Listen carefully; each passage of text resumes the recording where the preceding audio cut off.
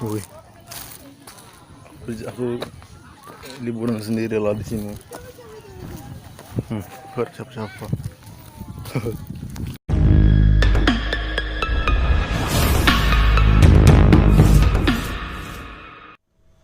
Kali ini saya akan melanjutkan pembahasan alur cerita film Into the Night episode kedua. Bagi yang belum menonton episode pertama, silakan tonton terlebih dahulu agar bisa lebih paham alur dari cerita film ini. Tidak lupa juga saya ingatkan, video ini merupakan full spoiler. Jadi alangkah baiknya lagi jika kalian menonton terlebih dahulu filmnya secara utuh. Namun kembali lagi ke selera masing-masing. Oke, langsung saja kita mulai pembahasan film Into the Night episode kedua, Play and Enjoy. Scene dibuka dengan memperlihatkan Jakub yang tengah berusaha menelpon istrinya dan memberitahu bahwa ia baru sampai di Skotlandia.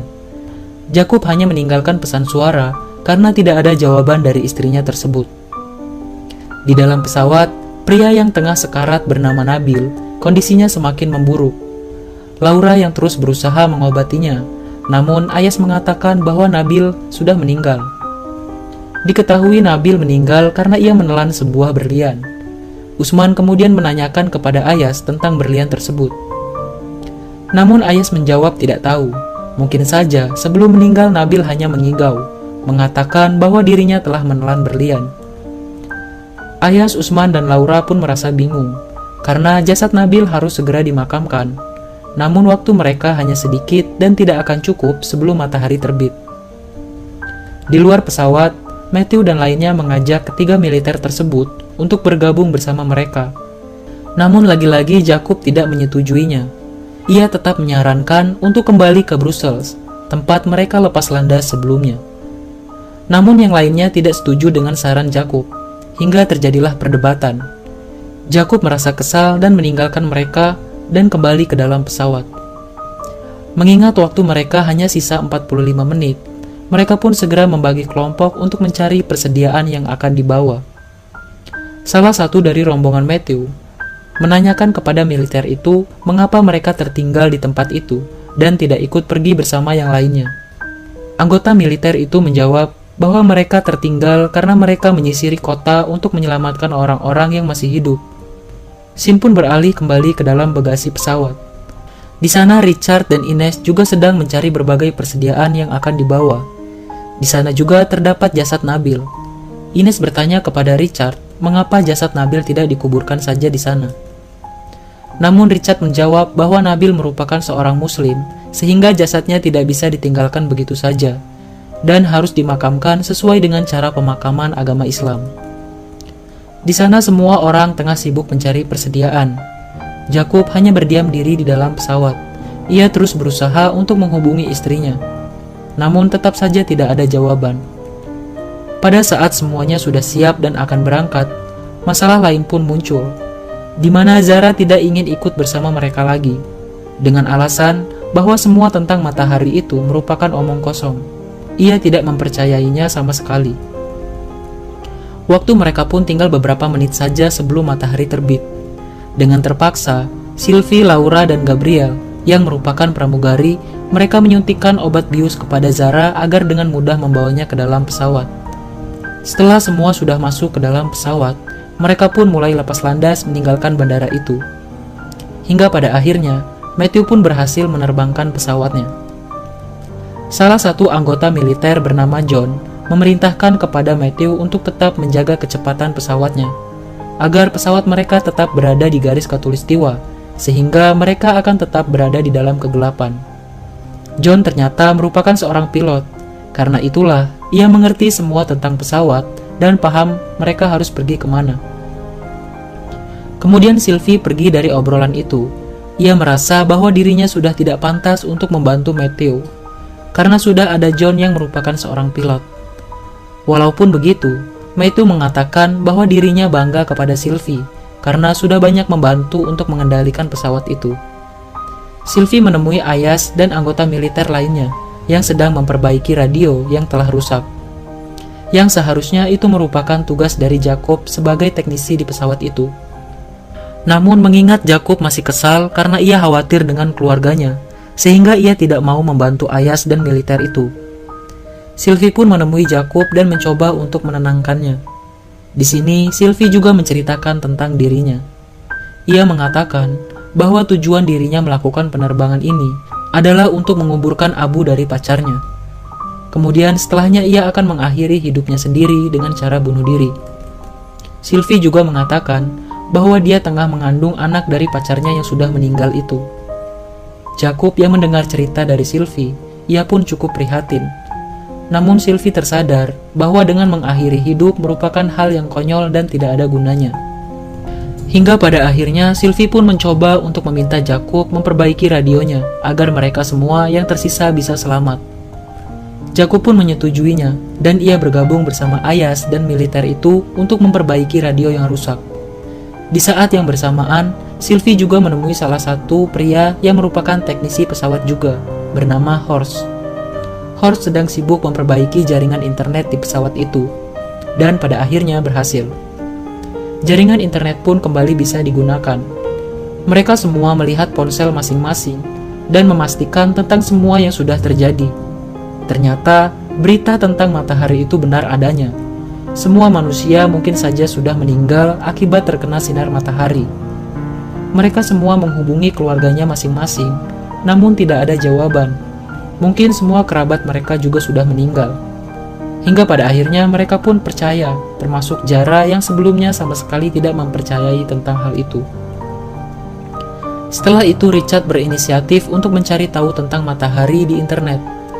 Ia menemukan sebuah artikel dari para ilmuwan yang menjelaskan bahwa terdapat kerusakan pada polaritas matahari.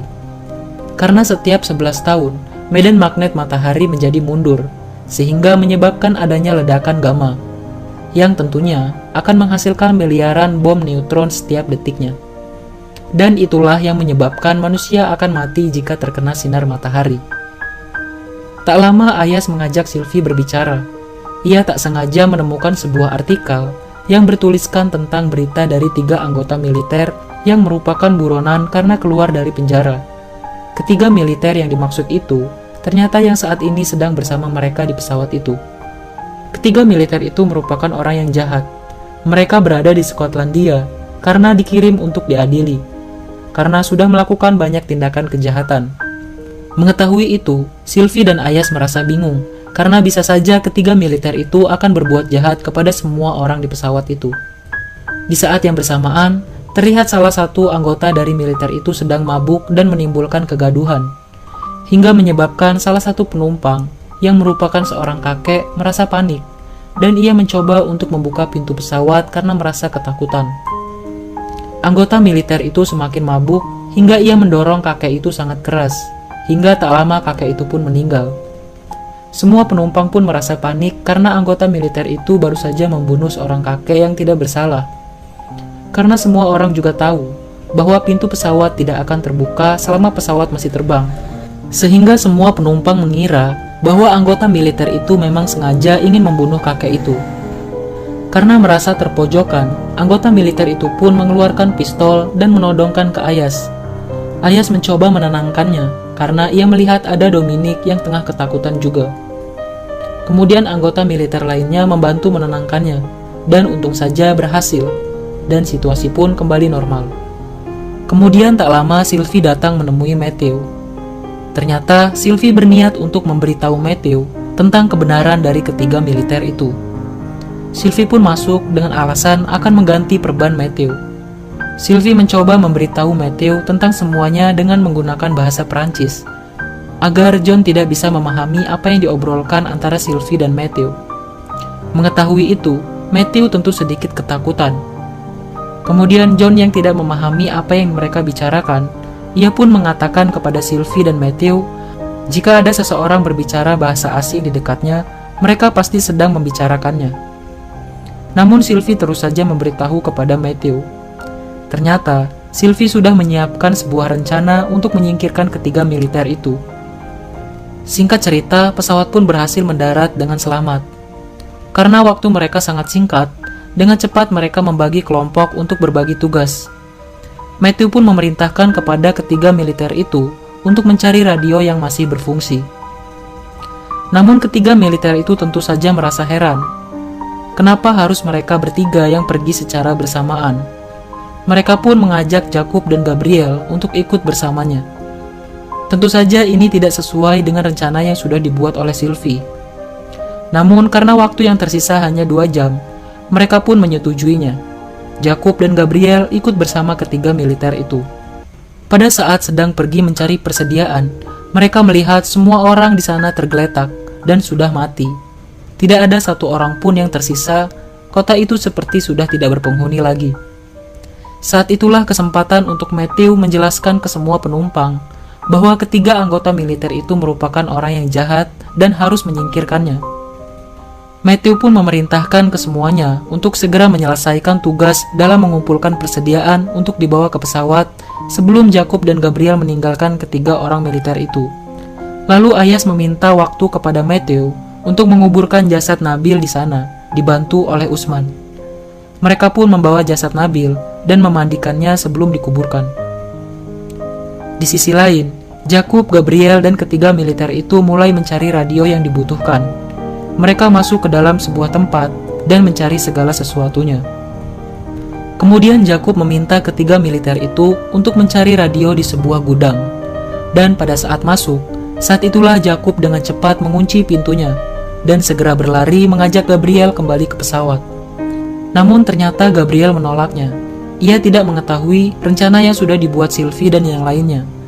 Jakub mencoba memberitahunya kepada Gabriel. Namun tetap saja Gabriel tidak mempercayainya dan ia tidak ingin ikut Jakub. Gabriel justru mengira bahwa Jakub merencanakan sesuatu yang jahat, hingga pada akhirnya Jakub meninggalkannya di tempat itu. Namun tak disangka ketiga militer itu pun berhasil keluar dari gudang itu dan mengejar Jakub. Jakub berhasil kabur dengan menggunakan mobil dan terpaksa meninggalkan Gabriel sendirian di sana. Gabriel menemukan mobil dan mencoba untuk membuka pintu mobil tersebut, namun ternyata terkunci. Hingga pada akhirnya ia pun pasrah. Di pesawat semua sudah siap untuk kembali lepas landas. Sylvie dan Ayas menunggu Jakub di depan pintu pesawat.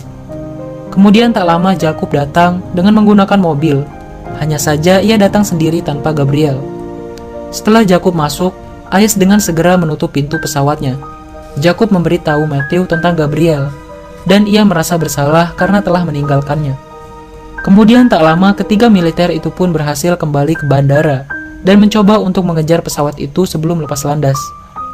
Pesawat pun mulai lepas landas. Terlihat salah satu anggota militer itu mendekati roda pesawat dan terus mencoba untuk mengejar pesawatnya.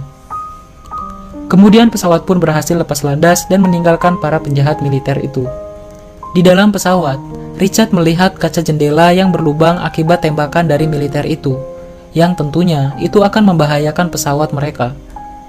Menyadari itu, Richard pun berteriak kepada Matthew untuk menghentikan pesawatnya, dan film pun bersambung.